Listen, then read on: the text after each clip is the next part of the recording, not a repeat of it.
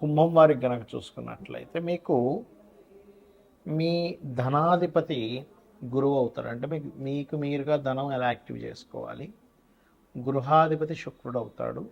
వివాహానికి కారకుడు రవి అవుతాడు. ప్రజెంట్ మీకు రాహు రాశిలో ఉంటూ సప్తమంలో కేతు ఉన్నాడు. కాబట్టి ఈ యొక్క విషయాల్లో మీకు మీరు ఎలా చూసుకోవాలి, వాటిని ఎలా యాక్టివ్ చేసుకోవాలి అనేటువంటి అంశాలు చెప్తుంది నేనైనప్పటికీ చెప్పిస్తుంది సాక్షాత్ లలిత అమ్మవారిగా భావిస్తూ ఆ లలితాంబిక అమ్మవారి యొక్క అనుగ్రహం మీకు పరిపూర్ణంగా కలగాలని మనస్ఫూర్తి కోరుకుంటూ ఇక్కడ ధనలాభాధిపతి గురువు అవుతున్నాడు. కాబట్టి టీచింగ్స్ ట్రైనింగ్స్ ఎవరికైనా దాన్ని ఏర్పడడం ద్వారా ధనయోగం ఉంది అనేటువంటి చూపిస్తుంది. కుంభం వారికి అంటే బిజినెస్ త్రూ కూడా డబ్బులు చూపిస్తున్నాయి. అయితే ఈ గురువు యొక్క స్ట్రెంగ్త్ని బట్టి మీకు యోగం ఉంటుంది. ఎప్పుడు కూడా జూపిటర్ బాగా ఉన్నాడు, మీకు ఫైనాన్షియల్గా మంచి గ్రోత్ పెరుగుతూ ఉంటుంది. జూపిటర్ యొక్క బలం చాలా తగ్గుతూ ఉంటుంది. కాబట్టి ఇక్కడ ఏంటంటే ఫస్ట్ ఆఫ్ ఆల్ మీ యొక్క పర్సనల్ చార్ట్లో ఉండేటువంటి గురువుని అబ్జర్వ్ చేస్తూ గురుగ్రహానికి దీపారాధన చేయడము, దక్షిణామూర్తి ఆరాధన చేయడము, కాస్త గోవులకి అరటికాయలు తినిపించడము, గురువారాలు పసుపు గంధం లాంటివి ఆలయాల్లో స్వామివారికి కానీ అమ్మవారికి కానీ అక్కడ కైంకర్యం కోసం మీరు ఇవ్వడం చేయండి. తద్వారా మీకు ధనబలం పెరుగుతుంది. ఇక గృహానికి కారకుడైన శుక్రుడు చతుర్థ భాగ్యాధిపతి అయ్యాడు. అంటే గృహం మూలంగానే ఎంతోమంది భాగ్యం కలగాలని అర్థం.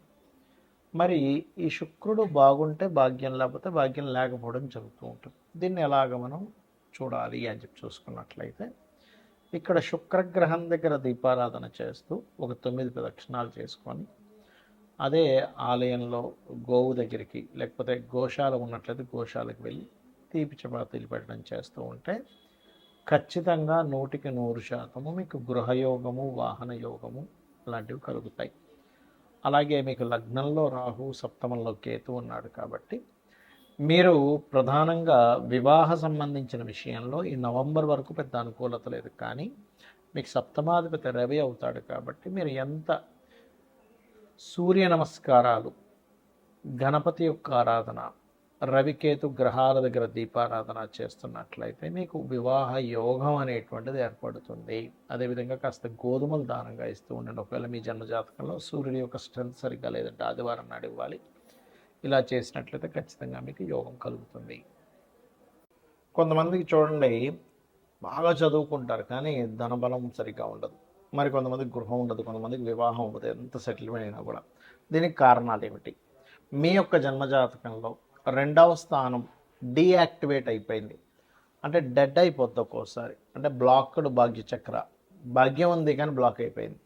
ఇప్పుడు ధనానికి కేవలం 2వ స్థానం ఒకటైనా కాదు. 2వ స్థానము, పంచమ స్థానము, భాగ్యస్థానము, లాభస్థానము, 6వ స్థానం కూడా ధనాన్ని ఇస్తుంది, దశమం కూడా ఇస్తుంది. ఎందుకంటే దశమం అంటే వృత్తి. కాబట్టి ఈ 6లో ఏ స్థానం బాగుందో చెక్ చేసుకోండి. ఫస్ట్ మీరు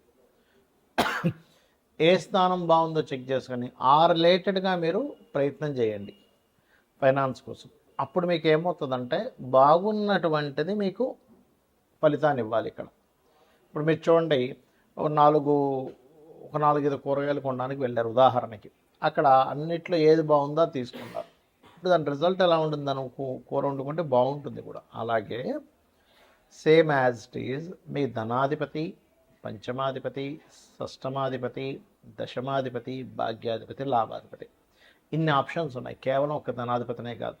వీటిల్లో ఏది ఉందో చూసుకోండి. మీ ధనము ఏ యోగంలో ఉంది? అంటే ఉద్యోగం చేయడం ద్వారా ఉందా, విదేశాలకు వెళ్ళడం ద్వారా ఉందా, లేకపోతే వ్యాపారం చేయడం ద్వారా ఉందా? ఆ వ్యాపారం కూడా మీరు కొన్నిసార్లు చూడండి, సర్వీస్ రిలేటెడ్ చేస్తారు. మన కొంతమంది ప్రోడక్ట్ అమ్ముతారు, కొంతమంది ఆన్లైన్లో అమ్ముతారు, కొంతమంది షాప్ పెట్టి అమ్ముకుంటారు.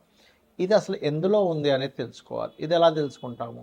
మీ ధనాధిపతి దేంతో? 3వ అధిపతితో ఉన్నాడు మీడియేటింగ్ ద్వారా, 4వ అధిపతితో ఉన్నాడు రియల్ ఎస్టేట్, 5వ అధిపతితో ఉన్నాడు ఉదాహరణకి 5వ స్థానం, 5వ అధిపతి మెడికల్ రిలేటెడ్ ఆరోగ్యానికి సంబంధించింది ఏదైనా అనుకోండి.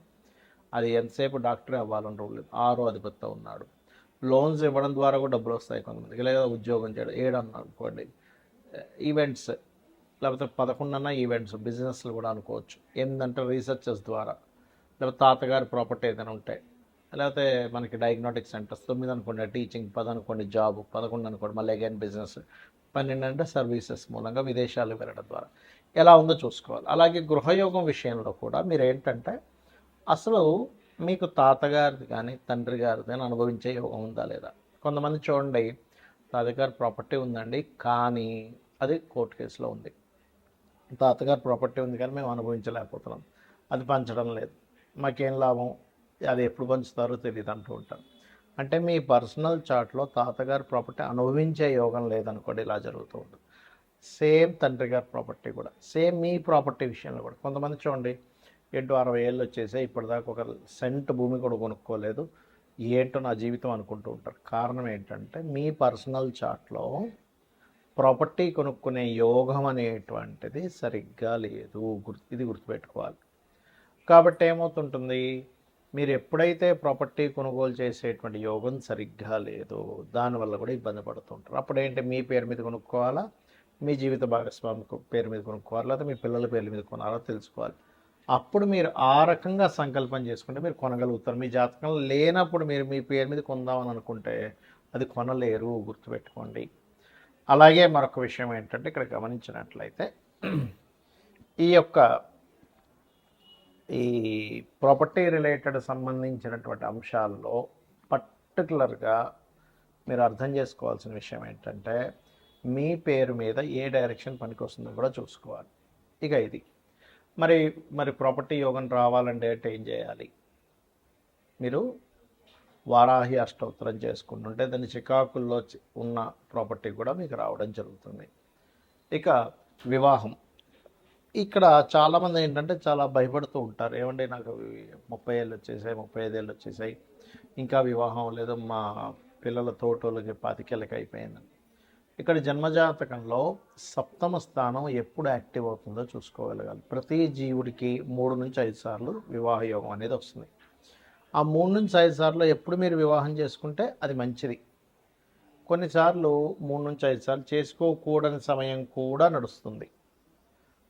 అక్కడ ఏంటంటే ఆ చేసుకోకూడని సమయం నడిచినప్పుడు మీకేమవుతుంది, ఆ వివాహ సంబంధించినటువంటి విషయంలో రాంగ్ స్టెప్ పడుతూ ఉంటుంది.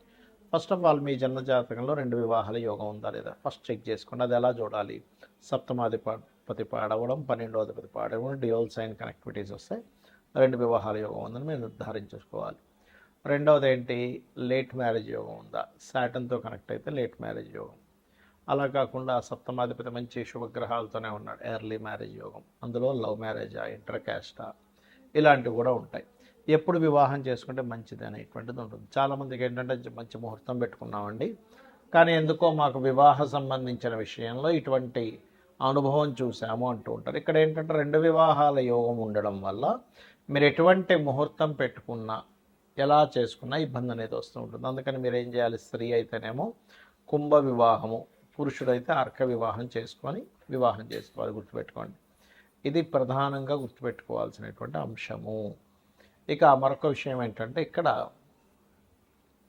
ఈ సప్తమ స్థానం ఏదైతే ఉందో, ఈ సప్తమాధిపతి ఎవరైతే ఉన్నారో, ఏ గ్రహాల చేత స్ట్రక్ అయి ఉన్నాడు, బ్లాక్ అయి ఉన్నాడు. మనం ఇక్కడ ఏంటంటే ధనాధిపతి బ్లాక్ అయితేనేమో ధనపరంగా ఎదుగుదల లేదు, 4th లార్డ్ అంటే చతుర్థాధిపతి బ్లాక్ అయితేనేమో మీరు ప్రాపర్టీ కొందామంటే కొనలేకపోతుంటారు. అలా కాకుండా మీకు అష్టమాధిపతి బ్లాక్ అయితే తాతగారు ప్రాపర్టీ తీసుకోకూడదు, ఒకవేళ తీసుకున్న అది అమ్మేసి ఇంకోటి కొనుక్కోవాలి. 12వ అధిపతి బ్లాక్ అయితే తండ్రి గారి ప్రాపర్టీ విషయంలో ఇబ్బందులు వస్తాయి. సో ఇక్కడ ఏది బ్లాకింగ్లో లేదో అది ఉంచుకోవచ్చు, మిగిలింది అమ్మేసి ఇంకోటి కొనుక్కోవాలి. ఇది చాలా చాలా ఇంపార్టెంట్, మన లైఫ్ని పూర్తిగా తిప్పుతుంది ఈ యొక్క అంశం అనేటువంటిది. అలాగే మరొక విషయం ఏంటంటే, ఈ వివాహ సంబంధించిన విషయంలో ఈ జాగ్రత్తలు తీసుకుంటూ, బంధువర్గంలో యోగం ఉందనుకోండి, బంధువర్గంలో చేసుకుంటేనే బాగుంటుంది. లవ్ మ్యారేజ్ యోగం ఉంటే లవ్ మ్యారేజ్ చేసుకుంటేనే బాగుంటుంది, గుర్తుపెట్టుకోండి. ఒక్కొక్కసారి జీవిత భాగస్వామి ఇబ్బంది పెట్టే వాళ్ళు వస్తారు, అది మీ పూర్వజన్మల్లో కర్మలో ఉన్నటువంటి విషయం. ఆ కర్మని మీరు తగ్గించుకోవడానికి లలితాసహస్రనామాలు రెగ్యులర్గా చేసుకుంటూ, ఇప్పుడు ఆల్రెడీ వివాహం అయిపోయిందండి కానీ చాలా ఇబ్బంది పడుతున్నామని అనుకునేటువంటి వారు ఓం శివకామేశ్వరాంకస్థ శివా స్వాధీన వల్లభాయై నమః అని మంత్రం చేస్తూ ఉండండి, మీకు అన్ని విధాలా బాగుంటుంది. రెగ్యులర్గా లలిత చేసుకోండి. ఈ రకంగా మీరు మీ జాతచక్రంలో ధనాన్నిచ్చే కారకుడు ఎవరు, గృహాన్నిచ్చే కారకుడు ఎవరు, వివాహాన్నిచ్చే కారకుడు ఎవరో చూసుకోండి. అన్ని విధాలా మీకు బాగుంటుంది. శ్రీమాత్రే నమః.